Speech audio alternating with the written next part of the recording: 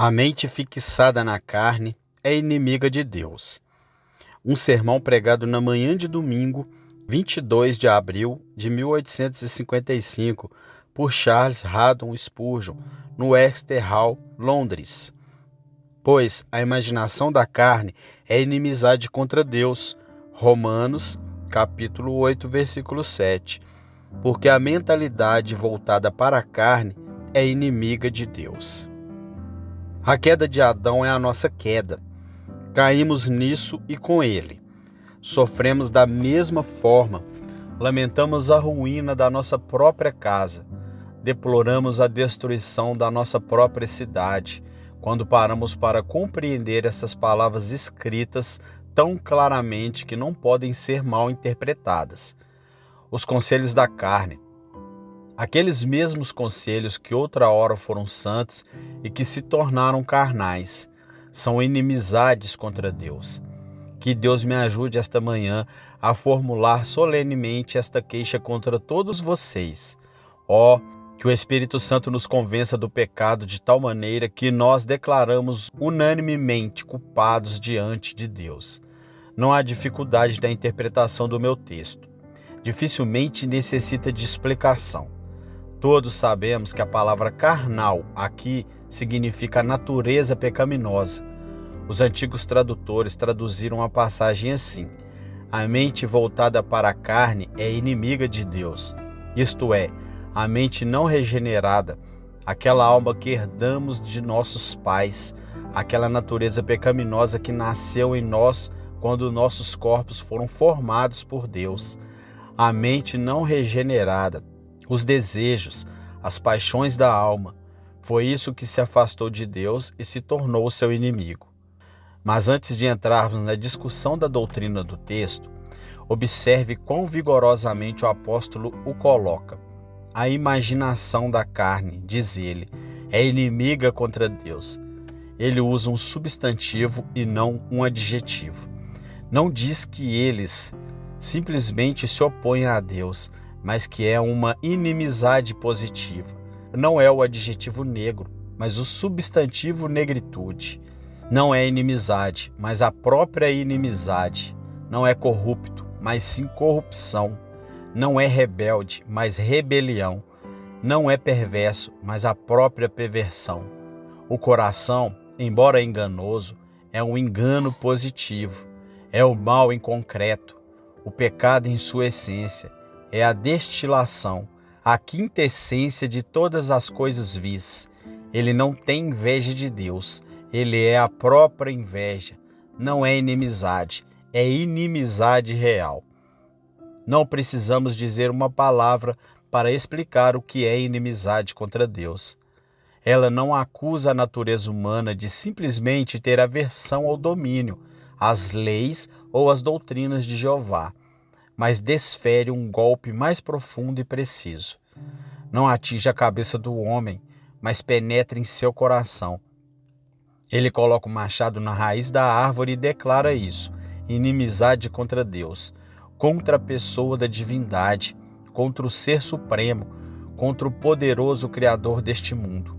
Não é inimizade contra a sua Bíblia ou contra seu Evangelho, mesmo que isso fosse verdade, mas contra o próprio Deus, contra sua essência, sua existência e sua pessoa.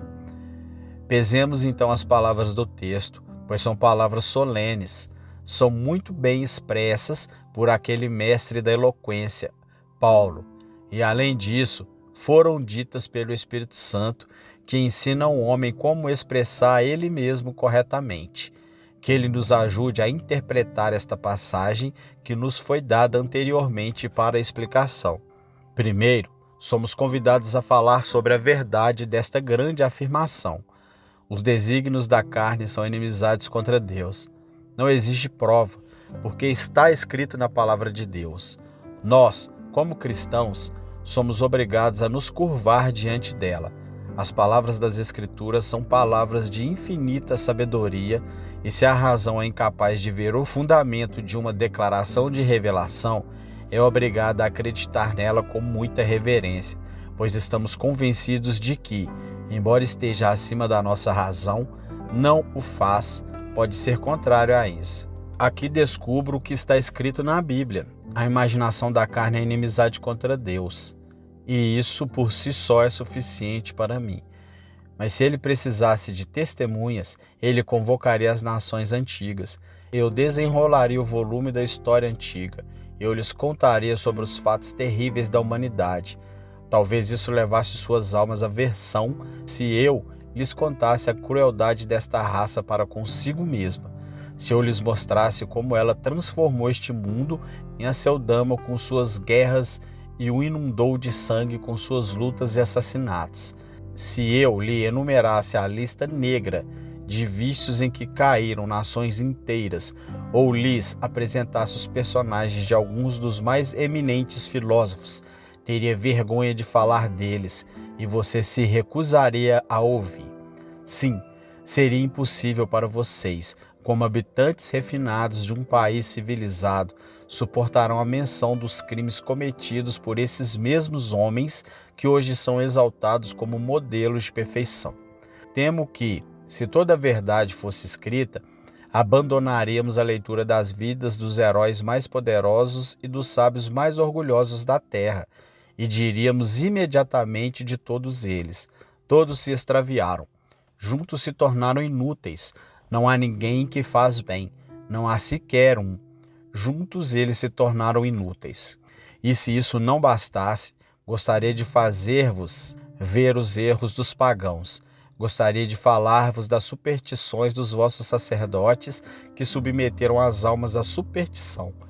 Gostaria que eles testemunhassem as horríveis obscenidades, os ritos diabólicos que constituem as coisas mais sagradas para esses indivíduos atordoados. Então, depois de terem ouvido o que constituiu a religião natural do homem, eu lhes pediria que me explicassem qual seria a sua irreligião. Se esta é a sua devoção, qual seria a sua impiedade? Se este é o seu amor ardente pela divindade, qual seria o seu ódio pela mesma? Tenho certeza de que você confessaria imediatamente se soubesse o que é a natureza humana, que a acusação é sustentada e que o mundo deve exclamar sem reservas com sinceridade: culpado. Posso encontrar um argumento adicional no fato de que as melhores pessoas sempre foram as mais dispostas a confessar a sua depravação. Os homens mais santos, os mais livres de impureza, sempre sentiram mais intensamente a sua depravação.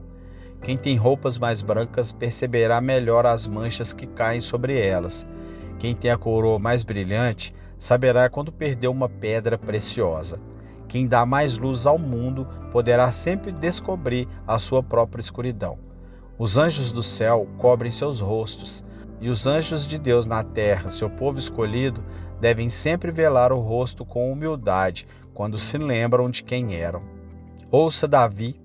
Ele não era um daqueles que se vangloriava de uma natureza santa e de uma disposição pura. Ele diz: eis que fui criado em iniquidade, e em pecado minha mãe me concebeu. Muitos desses homens santos escreveram aqui, neste volume inspirado, e você os encontrará todos confessando que não estavam limpos, não, nenhum sequer. E um deles exclamou: miserável homem que sou, quem me livrará deste corpo de morte? E além disso, vou convocar outra testemunha para testar a veracidade deste fato. E quem decidirá a questão será a sua própria consciência. Consciência, vou colocá-lo como testemunha para interrogatório esta manhã. Consciência, diga-nos a verdade. Não fica chapada com o opiáceo da autoconfiança. Testifique a verdade.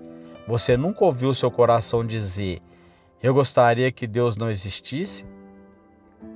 Não será que todos os homens às vezes desejaram que a nossa religião não fosse verdadeira? Embora você não tenha conseguido libertar completamente suas almas da ideia da divindade, vocês não desejaram que Deus não existisse? Você não nutriu o desejo de que todas essas realidades divinas se revelassem um engano, uma farsa e uma impostura? Sim, cada indivíduo responde. Aquela passagem nos Salmos que diz: o tolo diz em seu coração: Deus não existe, está mal traduzida. A tradução correta deveria ser: o tolo diz em seu coração, eu não aceito Deus. O tolo não diz em seu coração que Deus não existe, pois ele sabe que existe um Deus. Não aceito Deus, não preciso de nenhum Deus. Gostaria que não houvesse nenhum. E quem entre nós não foi tão tolo a ponto de não desejar que Deus não existisse? Agora, consciência, responde outra pergunta. Você confessou que às vezes desejou que Deus não existisse. Então, suponhamos que um homem desejasse a morte de outro. Isso não mostraria que ela o odiava? Sim, eu provaria isso. E assim, meus amigos, o desejo de que Deus não exista mostra que temos aversão a Deus. Quando deseja a morte de outro e que ele apodreça em seu túmulo, quando desejo que ele seja um ser inexistente, devo odiar aquele homem. Caso contrário, eu não gostaria que fosse uma entidade extinta. Portanto, esse desejo, e não creio que houvesse alguém no mundo que não o sentisse, mostra que a imaginação da carne é inimizade contra Deus. Mas, consciência, tenho outra pergunta. Alguma vez o seu coração desejou, já que Deus existe, que ele fosse um pouco menos santo ou um pouco menos puro, para que aquelas coisas que hoje são crimes graves pudessem ser consideradas ofensas veniais, simples pecadilhos? Seu coração nunca disse: gostaria que esses pecados não fossem proibidos? Eu gostaria que ele fosse misericordioso em passar por eles sem exigir expiação. Eu gostaria que ele não fosse tão severo, tão rigorosamente justo, tão severamente rigoroso em sua integridade. Meu coração, você nunca disse isso? A consciência deve responder: você disse isso. Bem, esse desejo de mudar Deus mostra que você não ame o Deus que agora é o Deus do céu e da terra. E embora você fale de religião natural e você se vanglorie de reverências ao Deus dos campos verdes, dos prados férteis, das águas abundantes, do estrondo do trovão, do céu azul, da noite estrelada e do grande universo, embora você ame o belo ideal poético da divindade, este não é o Deus das Escrituras, pois você desejou mudar sua natureza, e nisso você mostrou que está em inimizade com ele. Mas consciência, por que eu deveria fazer rodeios?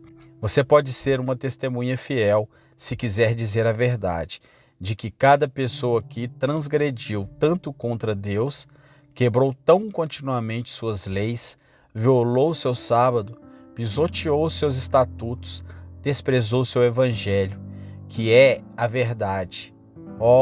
É verdade que as imaginações da carne são inimizades contra Deus.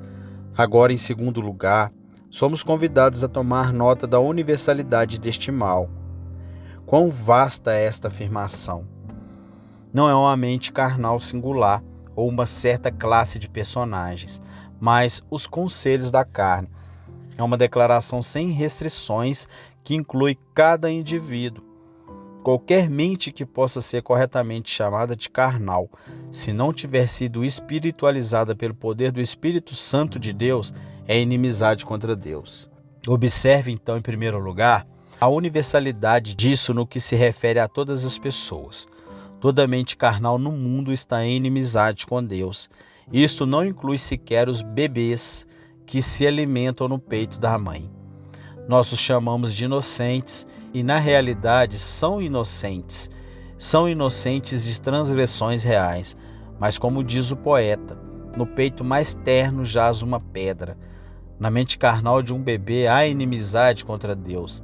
Não está desenvolvido, mas existe. Alguns afirmam que as crianças aprendem a pecar por imitação. Mas não. Pegue uma criança, coloque-a sob influências mais piedosas, faça com que o próprio ar que ela respire seja purificado pela piedade, que ela beba goles de santidade, que ouça apenas a voz da oração e do louvor, que os seus ouvidos estejam atentos às notas do hino sagrado. E apesar de tudo isso, essa criança ainda pode se tornar um dos transgressores mais depravados, e embora possa parecer estar no seu próprio caminho para o céu, descerá diretamente ao abismo, se não for dirigido pela graça divina.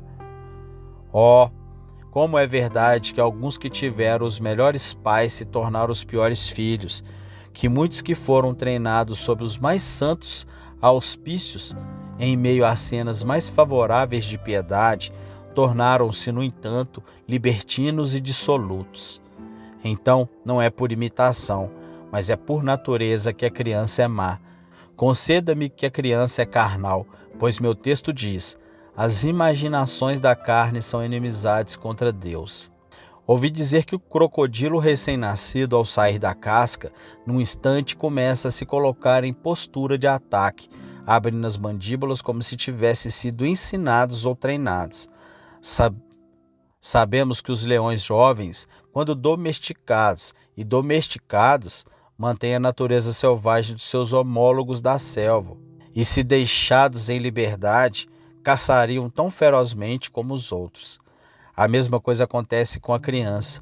Você pode amarrá-lo com os juncos verdes da educação, pode fazer o que quiser com ele, mas como não pode mudar seu coração, esses desígnios da carne estarão em inimizade com Deus. E apesar do intelecto, do talento e de tudo o que lhe possam dar de útil, ele será da mesma natureza pecaminosa de qualquer outra criança, embora na aparência sua natureza não seja tão má, pois a imaginação da carne é inimizade contra Deus. E se isso se aplica aos rapazes, inclui igualmente todos os tipos de homem. Existem alguns homens que nasceram neste mundo dotados de espíritos superiores, que andam por toda parte como gigantes envoltos em mantos de luz e glória. Refiro-me aos poetas, homens que se destacam como colossos, mais poderosos que nós, que parecem ter descido das esferas celestes. Existem outros de intelectos aguçados que, investigando os mistérios da ciência, descobrem coisas que estiveram ocultas desde a criação do mundo. Homens de pesquisa tenaz e vasta erudição. E ainda assim, de cada um deles, poetas, filósofos, metafísicos e grandes descobridores, será dito: os desígnios da carne são inimizades contra Deus. Você poderá treiná-lo, transformar seu intelecto em algo quase angelical, fortalecer sua alma até que ele entenda o que para nós constituiu enigmas e decifrá-los com os dedos em um instante. Você pode torná-lo tão poderoso que ele possa compreender os segredos de ferro das montanhas eternas e pulverizá-los com o punho. Você poderá dar-lhes um olhar tão perspicaz que poderá penetrar nos mistérios das rochas e das montanhas. Você pode adicionar uma alma tão poderosa que pode matar a gigantesca esfinge, que por muitas eras confundiu os sábios mais notáveis. Mas quando você tiver feito tudo isso, sua mente será depravada e seu coração carnal ainda estará em oposição a Deus. Sim, além do mais, você pode levá-lo à casa de oração.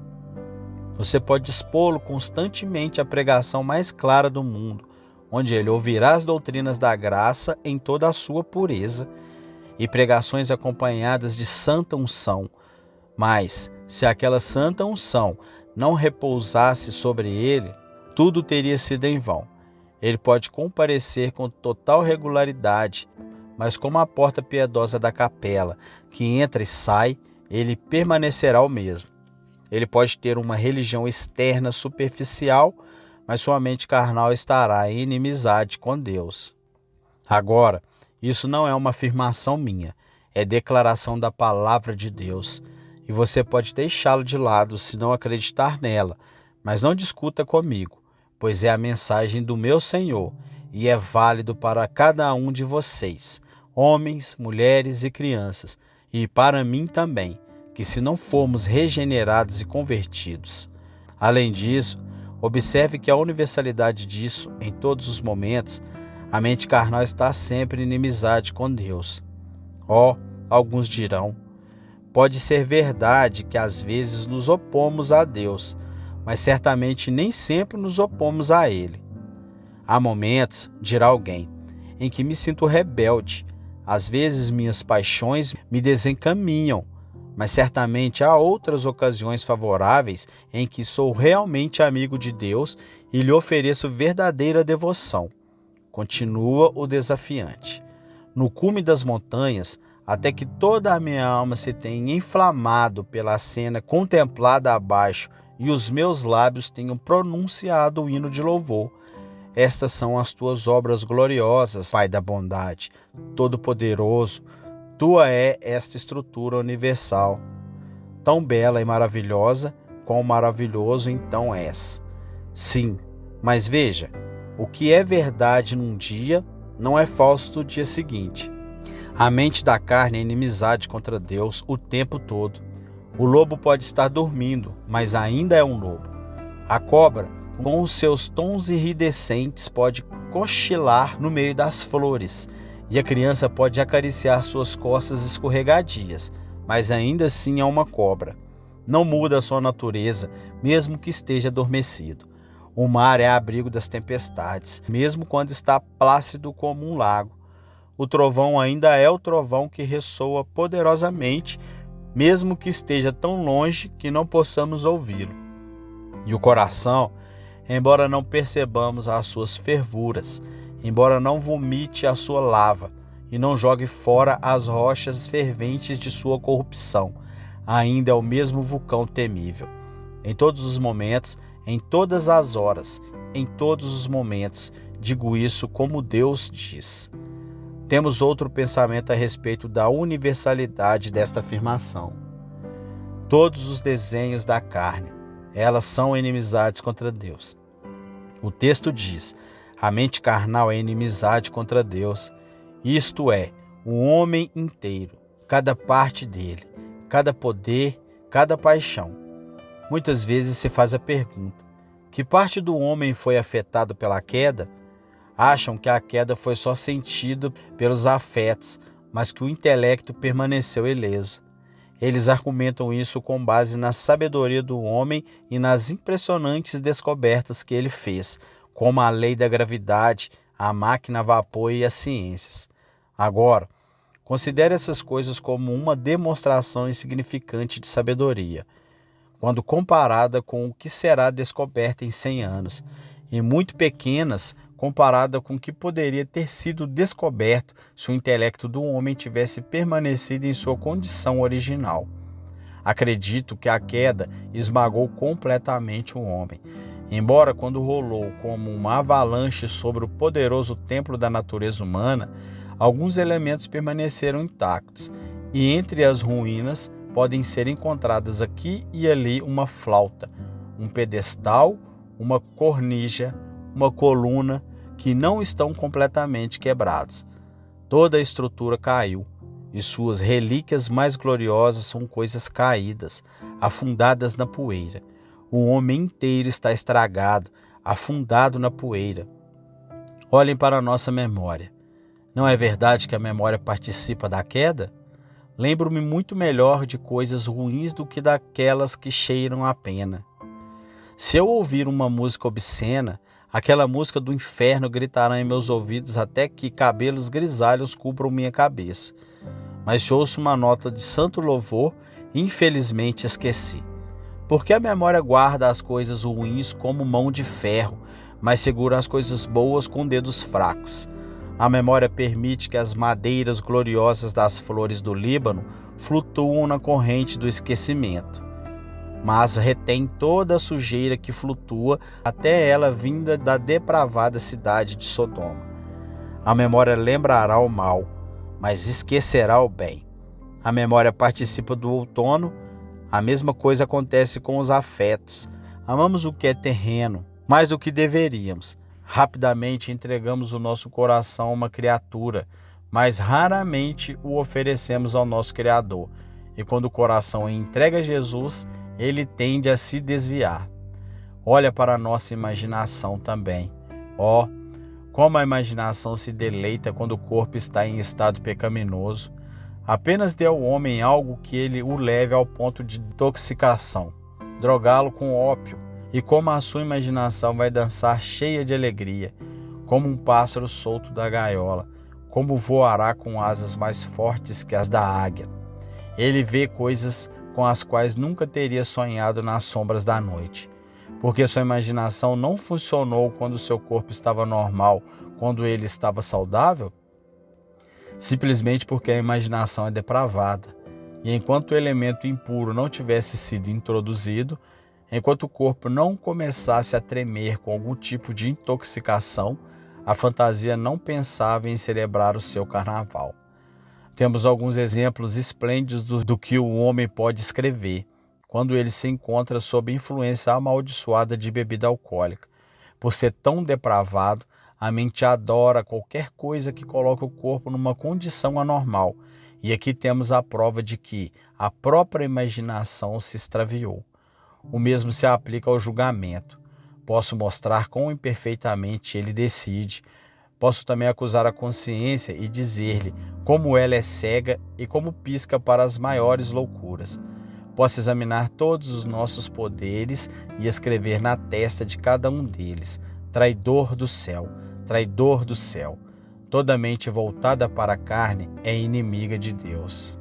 Agora, meus queridos leitores, somente a Bíblia é a religião dos protestantes, mas sempre que reviso um certo livro tido em alta estima por nossos irmãos anglicanos, encontro-o inteiramente do meu lado e invariavelmente sinto grande prazer em citá-lo. Isto: você sabia que sou um dos seus melhores clérigos da Igreja da Inglaterra, o melhor se for julgado pelos artigos e o pior se for julgado por qualquer outro padrão? Meça-me pelos artigos da Igreja da Inglaterra e eu não ficaria em segundo lugar em relação a ninguém sob o céu azul do firmamento, pregando o Evangelho contido neles, pois se existe um excelente epítome do Evangelho, ele é encontrado nos artigos da Igreja da Inglaterra. Deixe-me mostrar-lhe que você não tem ouvido alguma doutrina estranha. Tenho, por exemplo, o 9º artigo, mas é o fracasso e a corrupção da natureza de cada indivíduo, que é naturalmente engendrada pela descendência de Adão, pela qual o homem está extremamente distante da justiça original, e é, por sua própria natureza, propenso ao mal, de modo que o desejo da carne é contra o espírito, e, portanto, toda pessoa que veio a este mundo merece a ira e a condenação de Deus. E esta infecção da natureza permanece, sim, naqueles que são regenerados. Portanto, a concupiscência da carne, chamada no grego, que alguns expõem como sabedoria, sensualidade, afeição, desejo da carne, não está sujeito à lei de Deus. E embora não haja condenação para aqueles que creem e são batizados, ainda assim o apóstolo confessa que a luxúria e a lascívia têm em si a natureza do pecado. Não preciso de mais nada. Alguém que acredita no livro de orações discordará da doutrina que a mente voltada para a carne é inimiga de Deus?